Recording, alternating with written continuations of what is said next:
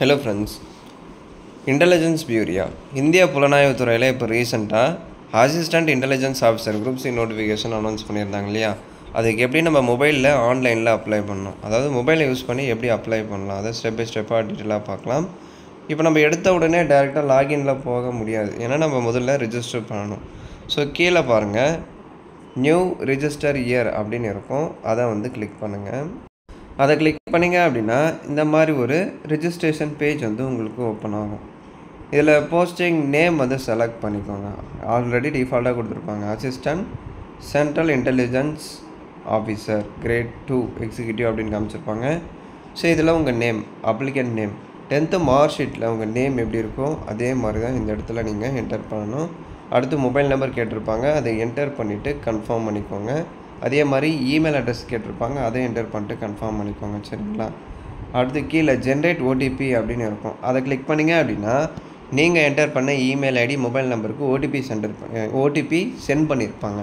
அதை பார்த்து நீங்கள் என்டர் பண்ணி சப்மிட் பண்ணுற மாதிரி இருக்கும், அதாவது வெரிஃபை பண்ணுற மாதிரி இருக்கும், சரிங்களா. அடுத்து கீழே டிக்ளரேஷன் இருக்கும், ஐ அக்ரி, இந்த பாக்ஸில் நீங்கள் டிக் பண்ணிவிட்டு இந்த கேப்சா கோடை இந்த பாக்ஸில் என்டர் பண்ணிவிட்டு ரீவெரிஃபை அப்படின்னு இருக்கும், அதை கிளிக் பண்ணிங்க அப்படின்னா உங்கள் மொபைல் நம்பரு, நேமு, அதெல்லாமே வந்து கரெக்டாக இருக்கா அப்படின்னு சொல்லிட்டு ஒரு வெரிஃபிகேஷன் செக் பாக்ஸ் மாதிரி வரும். அதில் நீங்கள் டிக் பண்ணிவிட்டு சப்மிட் ஆப்ஷன் வந்து கிளிக் பண்ணுங்கள்.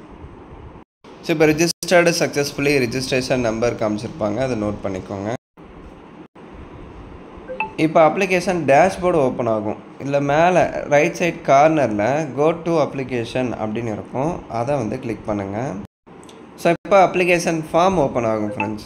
இதில் மொத்தம் 4 ஸ்டெப் கொடுத்துருப்பாங்க, அதாவது eligibility criteria, communication, qualification and experience. அடுத்து டாக்குமெண்ட்ஸ் அப்லோட் பண்ணிவிட்டு பேமெண்ட் கம்ப்ளீட் பண்ணிவிட்டு அப்ளிகேஷன் நீங்கள் சப்மிட் பண்ணிக்கலாம். இப்போ எலிஜிபிள் க்ரைட்டீரியாவில் பாருங்கள், அப்ளிகேஷன் நம்பர் டிஃபால்ட்டாக கொடுத்துருப்பாங்க, போஸ்டிங் நேம் டிஃபால்ட்டாக இருக்கும், ஜெண்டரில் மேலாக ஃபீமேலாக செலக்ட் பண்ணுங்கள். அடுத்து உங்கள் டேட் ஆஃப் பர்த் வந்து நீங்கள் கரெக்டாக செலக்ட் பண்ணணும், சரிங்களா. Date, month, year 10th mark ஷீட்டில் எப்படி இருக்கோ அதே மாதிரி செலக்ட் பண்ணுங்கள். நேஷ்னாலிட்டி இதில் சிட்டிசன் ஆஃப் இந்தியா செலக்ட் பண்ணிக்கோங்க. இந்த அப்ளிகேஷன் லிங்க்கு நான் டிஸ்கிரிப்ஷன் பாக்ஸில் கொடுத்துருப்பேன், சரிங்களா. அதை டச் பண்ணிங்கன்னா உங்களுக்கு அந்த அப்ளிகேஷன் ஃபார்ம் லிங்க் வந்து ஓப்பன் ஆகும். ஆல்ரெடி நோட்டிஃபிகேஷன் நம்ம யூடியூப் சேனலில் பார்த்துருப்போம், அதில் ஏஜ், குவாலிஃபிகேஷன், செலெக்ஷன் ப்ராசஸ் எப்படி இருக்கும் அது எல்லாமே டீட்டெயிலாக சொல்லியிருப்பேன். அந்த வீடியோவை பார்க்காதவங்க அதை பார்த்துட்டு இந்த வீடியோவை பாருங்கள், அப்போ தான் உங்களுக்கு கிளியராக புரியும். ஸோ நேஷ்னாலிட்டியில் citizen of India, reservation category இதில் வந்து உங்கள் கம்யூனிட்டி கரெக்டாக செலக்ட் பண்ணுங்கள். எஸ்சி, எஸ்டி, ஓபிசி இவ்வாறு இருக்கும். ஸோ பிசி முஸ்லீம், எம்பிசி, டிஎன்சி இந்த கேட்டகிரி எல்லோருமே ஓபிசியில் தான் வருவீங்க. ஸோ ஓபிசி வந்து நீங்கள் செலக்ட் பண்ணிக்கோங்க. ஆன்லைனில் அப்ளை பண்ணுறப்ப கம்யூனிட்டி சர்டிஃபிகேட் தேவையில்லை, சரிங்களா. பாஸ்போர்ட் சைஸ் ஃபோட்டோ, சிக்னேச்சர் மட்டும் தான் நீங்கள் ஸ்கேன் பண்ணி அப்லோட் பண்ணுற மாதிரி இருக்கும். ஸோ அதை மட்டும் அப்ளை பண்ணுறதுக்கு முன்னாடி ரெடி பண்ணி வச்சுக்கோங்க. பாஸ்போர்ட் சைஸ் ஃபோட்டோ ஒயிட் பேக்ரவுண்டில் தான் இருக்கணும். இந்த இன்சூரன்ஸ் நம்பர் இதெல்லாம் தேவையில்லை. அடுத்து பர்சனல் டீட்டெயில்ஸில் உங்கள் ஃபாதர் நேம், மதர் நேம் கேட்டிருப்பாங்க, father name, mother name enter பண்ணுங்கள். அடுத்து கீழே மார்ஷல் ஸ்டேட்டஸில் மேரிடா அன்மேரிடா அதை வந்து நீங்கள் செலக்ட் பண்ணணும். ரிலீஜனில் ஹிந்து, முஸ்லீம், கிறிஸ்டின் இருக்கும், உங்கள் ரிலீஜன் என்னவோ அதை செலக்ட் பண்ணுங்கள். அதுக்கும் கீழே ஐடென்டிஃபிகேஷன் மார்க் இருக்கும். மோல் அப்படின்னா மச்சம் அப்படின்னு சொல்லுவாங்க, ஸ்கேர் அப்படின்னா தழும்பு அப்படின்னு சொல்லுவாங்க. உங்கள் பாடி பார்ட்டில் எந்த இடத்துல இருக்கோ அதை பார்த்துட்டு நீங்கள் அப்டேட் பண்ணிக்கோங்க. அடுத்து எக்ஸாம் சென்டர் வந்து நீங்கள் செலக்ட் பண்ணணும்.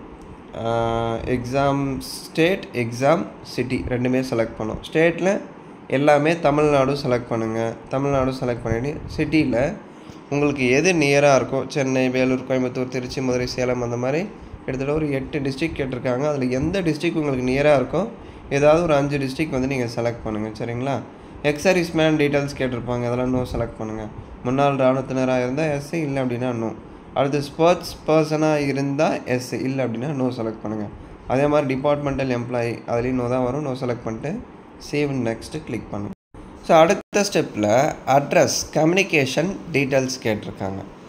அட்ரஸ் லைன் 1 அப்படின்னு இருக்குது இல்லையா, அதில் வந்து உங்கள் ஹவுஸ் நம்பரு, லைன் 2ல் ஸ்ட்ரீட் நேம். நான் ஃபார் எக்ஸாம்பிளுக்கு அட்ரஸ் இன்கரெக்டாக கொடுத்துருப்பேன், நீங்கள் சரியான அட்ரஸை கொடுக்கணும். நான் உங்களுக்கு ஃபில் பண்ணி காட்டணுன்றதுக்காக அட்ரஸ் அப்படி கொடுத்துருக்கேன், சரிங்களா. ஸோ கண்ட்ரியில் இந்தியா, ஸ்டேட்டில் தமிழ்நாடு, சிட்டி ஆர் டிஸ்ட்ரிக்கு, போஸ்டல் பின்கோடு கரெக்டாக என்டர் பண்ணுங்கள். என்டர் பண்ணிவிட்டு கரஸ்பாண்டன்ஸ் பர்மனெண்ட் இது ரெண்டும் ஒரே மாதிரி தான் ப்ரோ அப்படின்னா எஸ்ஸு. இல்லை ப்ரோ இப்போ நான் வேறு அட்ரஸில் இருக்கேன், பர்மனெண்ட் அட்ரஸ் வேறு, இப்போ இருக்கிற அட்ரஸ் ப்ரெசன்ட் அட்ரஸ் வேறு அப்படின்னா நோ அந்த ஆப்ஷனை நீங்கள் செலக்ட் பண்ணிவிட்டு கீழே ப்ரெசண்ட்டில் கரஸ்பாண்டன்ஸில் அதாவது பர்மனெண்ட் அட்ரஸில் இப்போ நீங்கள் எந்த அட்ரஸில் இருக்கீங்களோ அதை வந்து நீங்கள் ஃபில் பண்ணணும். சரிங்களா? ஃபில் பண்ணிவிட்டு கீழே சேவ் அண்ட் நெக்ஸ்ட் இருக்கும், அதை கிளிக் பண்ணிக்கணும். அடுத்து ரொம்ப முக்கியமான ஸ்டெப் இதுதான் ஃப்ரெண்ட்ஸ், குவாலிஃபிகேஷன் அண்ட் எக்ஸ்பீரியன்ஸ். ஓகேங்களா? So 10th 12th degree details கேட்டிருப்பாங்க. கம்பல்சரி 10th முடிச்சிருக்கணும். 12th குவாலிஃபிகேஷன் முடிச்சிருந்தால் ஃபில் பண்ணுங்கள், இல்லை அப்படின்னா விட்டுருங்க, அது ஆப்ஷனல் தான். 10th முடிச்சுட்டு சில பேர் டிகிரி போயிருப்பாங்க, அதாவது 10th முடிச்சுட்டு டிப்ளமோ முடிச்சுட்டு அடுத்த டிகிரி போயிருப்பாங்க. சில பேர் 10th 12th முடிச்சுட்டு அடுத்த டிகிரி போயிருப்பாங்க. ஓகேங்களா? ஸோ 12th முடிக்காதவங்க விட்டுருங்க, 12th முடித்தவங்க அந்த டீட்டெயில்ஸை ஃபில் பண்ணுங்கள். முதல்ல 10th டீட்டெயில்ஸ் கேட்டிருக்காங்க.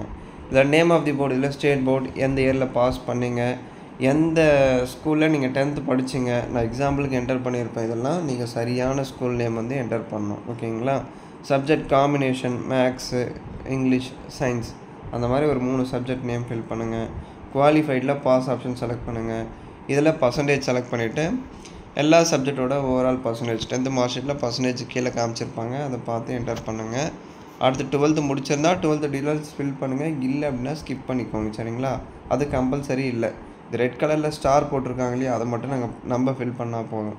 இதில் எசென்ஷியல் குவாலிஃபிகேஷன், அதில் கிராஜுவேஷன் ஆர் ஈக்குவலன்ட் இருக்கும், அதை செலக்ட் பண்ணுங்கள். எந்த டிசிப்ளினில் டிகிரி படிச்சிங்க, எந்த காலேஜில் டிகிரி படிச்சிங்க, அந்த காலேஜ் எந்த டிஸ்ட்ரிக்டில் இருக்குது, எந்த ஸ்டேட்டில் இருக்குது, அது எல்லாமே நீங்கள் செலக்ட் பண்ணணும். எந்த மந்த் அண்ட் இயரில் ஜாயின் பண்ணிங்க, எந்த மந்த் அண்ட் இயரில் பாஸ் பண்ணிங்க, அடுத்து குவாலிஃபைடில் பாஸு, இதில் பர்சன்டேஜ் செலக்ட் பண்ணிவிட்டு எல்லா செம்மோட ஓவரால் பர்சன்டேஜ் நீங்கள் ஃபில் பண்ணணும். சரிங்களா? டிசைரபிள் குவாலிஃபிகேஷன், இதில் கம்ப்யூட்டர் நாலேஜ் இருந்தால் எஸ்ஸு, கட்டாயம் எல்லாருக்குமே இருக்கும். ஓகேங்களா? ஸோ எஸ் வந்து நீங்கள் செலக்ட் பண்ணுங்கள். டிசைரபிள் அப்படின்னா அடிஷ்னல் குவாலிஃபிகேஷன், கூடுதல் தகுதி அப்படின்னு சொல்லுவாங்க, அது இருந்தால் முன்னுரிமை தருவாங்க. கட்டாயம் எல்லாருக்குமே இப்போ மேக்ஸிமம் கம்ப்யூட்டர் நாலேஜ் இருக்கும், எஸ் வந்து செலக்ட் பண்ணுங்கள். அடிஷ்னல் குவாலிஃபிகேஷன், இது தேவையில்லை. அடிஷ்னலாக நீங்கள் டிகிரி முடிச்சிருக்கீங்க அப்படின்னா அதை ஃபில் பண்ணுங்கள், இல்லை அப்படின்னா ஸ்கிப் பண்ணிக்கோங்க. அதர் குவாலிஃபிகேஷனில் இங்கிலீஷ், இந்தியை தவிர்த்து local language, foreign language knowledge இருக்கா அப்படின்னு கேட்டிருக்காங்க. சரிங்களா? இதில் எஸ் செலக்ட் பண்ணிட்டு தமிழ் வந்து ஃபில் பண்ணிக்கோங்க. அடுத்து எக்ஸ்பீரியன்ஸ் டீட்டெயில்ஸில் ஏர்லியஸ்ட்டாக இதுக்கு முன்னாடி ஏதாவது ஒரு ஆர்கனைசேஷனில் இது சம்மந்தமாக ஏதாவது ஒர்க் பண்ணியிருக்கீங்களா, ஒர்க்கிங் எக்ஸ்பீரியன்ஸ் ஏதாவது இருக்கான்னு கேட்டிருக்காங்க. இது சம்மந்தமான இல்லை, எதுவாக இருந்தாலும் ஒர்க் பண்ணியிருக்கீங்களா, அனுபவம் இருக்கா, வேலை முன் அனுபவம் இருக்கா அப்படின்னு கேட்டிருக்காங்க. இருந்தால் எஸ், இல்லை அப்படின்னா நோ. ஓகேங்களா? அடுத்து சேவ் அண்ட் நெக்ஸ்ட் வந்து கிளிக் பண்ணிக்கோங்க. ஸோ கடைசி ஸ்டெப் இதுதான். டாக்குமெண்ட்ஸ் அப்லோட் பண்ணிட்டு பேமெண்ட் கம்ப்ளீட் பண்ணிட்டு அப்ளிகேஷன் சப்மிட் பண்ணுற மாதிரி இருக்கும். இப்போ டாக்குமெண்ட்ஸ் அப்லோடில் பாஸ்போர்ட் சைஸ் ஃபோட்டோ, சிக்னேச்சர், இதை மட்டும் நீங்கள் அப்லோட் பண்ணால் போதும். பாஸ்போர்ட் சைஸ் ஃபோட்டோ எந்த ஃபார்மேட்டில் இருக்கணும் அப்படின்னா ஜேபிஜி ஃபார்மேட்டில் இருக்கணும். சிக்னேச்சர், பாஸ்போர்ட் சைஸ் ஃபோட்டோ ரெண்டுமே ஜேபிஜி ஃபார்மேட்டில் தான் இருக்கணும். 100லேருந்து 200 கேபிக்குள்ளே இருக்கணும். சரிங்களா? இங்கே கொடுத்துருக்காங்க பாருங்கள், 100லேருந்து 200 கேபி ஜேபிஜி, ஜேபிஇஜி ஃபார்மேட்டில் இருக்கலாம். ஒயிட் பேக்ரவுண்டில் தான் இருக்கணும், ப்ளூ பேக்ரவுண்டில் பாஸ்போர்ட் சைஸ் ஃபோட்டோ இருக்கக்கூடாது. அதே மாதிரி சிக்னேச்சர் ஒரு ஒயிட் பேப்பரில், பிளாக் பெனில், இல்லை அப்படின்னா ப்ளூ பெனில் சைன் பண்ணிவிட்டு அதை ஸ்கேன் பண்ணி நீங்கள் அப்லோட் பண்ணணும். சைஸ் அண்ட் ஃபார்மேட் ரெண்டுத்துக்குமே ஒன்று தான், இதுக்கு மாறுதான்னு தெரியல, செக் பண்ணிக்கோங்க. சாரி, சிக்னேச்சருக்கு அந்த சைஸ் மாறுது, 80லேருந்து 150 கேபிக்குள்ளே இருக்கணும், ஜேபிஜி ஃபார்மேட்டில் இருக்கணும். பாஸ்போர்ட் சைஸ் ஃபோட்டோ மட்டும் 100லேருந்து 200 கேபி வரையும் இருக்கலாம் அப்படின்னு சொல்கிறாங்க. அடுத்து பேமெண்ட் டீட்டெயில்ஸில் உங்கள் நேமு, உங்களுக்கான அப்ளிகபிள் ரெஜிஸ்ட்ரேஷன் ஃபீ வந்து கொடுத்துருப்பாங்க, மொத்தம் 650 ரூபா. இந்த யூஆர் ஓபிசி இந்த கேட்டகிரியாக இருக்கீங்க அப்படின்னா 650 ரூபா நீங்கள் பே பண்ணணும். அது எப்படி ப்ரோ, அது என்ன கணக்கு அப்படின்னா இங்கே பாருங்கள், ப்ராசஸிங் சார்ஜ் அப்படின்னு சொல்லக்கூடிய இந்த 550 எல்லாரும் பே பண்ணணும். ஃபீமேல், எஸ்சி, எஸ்டி எல்லாருமே 550 பே பண்ணணும். யாருக்கெல்லாம் இந்த எக்ஸாம் ஃபீஸ் இல்லை அப்படின்னா ஃபீமேல், எஸ்சி, எஸ்டிக்கு மட்டும் 100 அப்படின்னு சொல்லக்கூடிய இந்த எக்ஸாமினேஷன் ஃபீஸ் இல்லை. மற்றபடி இந்த யூஆர் ஓபிசி இந்த ரெண்டுத்தையும் சேர்த்து பே பண்ணணும். ஃபீமேல், எஸ்சி, எஸ்டி இது ஒன்று மட்டும் பே பண்ணால் போதும். சரிங்களா? உங்களுக்கு புரிஞ்சிருக்கும் அப்படின்னு நினைக்கிறேன். டவுட் இருந்தால் கமெண்டில் கேளுங்கள். பேமெண்ட் மோடில் பேமெண்ட் ஆப்ஷன் அதை செலக்ட் பண்ணிக்கோங்க. டிக்ளரேஷனில் ஆஸ் யூஷுவல் இதெல்லாம் படிச்சுட்டு இந்த பாக்ஸில் டிக் பண்ணிக்கோங்க. ஓகேங்களா? படிச்சுட்டு டிக் பண்ணுங்கள். நான் வந்து அப்படியே டிக் பண்ணிகிட்ருக்கேன். டிக் பண்ணிட்டு இந்த கேப்சாவை பாக்ஸில் என்டர் பண்ணிட்டு ப்ரிவ்யூ அப்படின்னு இருக்கு இல்லையா, அதை கிளிக் பண்ணி அப்ளிகேஷனில் எல்லா டீட்டெயில்ஸும் கரெக்டாக இருக்கா அப்படின்னு செக் பண்ணிக்கோங்க. செக் பண்ணிவிட்டு சப்மிட் கொடுத்து பேமெண்ட் பண்ணிவிட்டு அப்ளிகேஷன் வந்து நீங்கள் பிரிண்ட் அவுட் எடுத்துக்கோங்க. ஸோ இப்படி தான் அப்ளை பண்ணணும். ஏதாச்சும் டவுட்ஸ் இருந்தால் கமெண்ட் செக்ஷனில் கேளுங்க. நான் சிம்பிளாக ரொம்ப ஃபாஸ்ட்டாக சொல்லிட்டேன். நீங்கள் பொறுமையாக அப்ளை பண்ணுங்கள். அப்ளை பண்ணுறப்ப ஏதாச்சும் உங்களுக்கு டவுட் இருக்குது அப்படின்னா அதை ஸ்க்ரீன்ஷாட் போட்டு வாட்ஸ்அப் பண்ணுங்கள். நான் கட்டாயம் ரிப்ளை பண்ணுவேன். சரிங்களா? தேங்க்ஸ் ஃபார் வாட்சிங். இந்த வீடியோ நிறைய பேருக்கு ஷேர்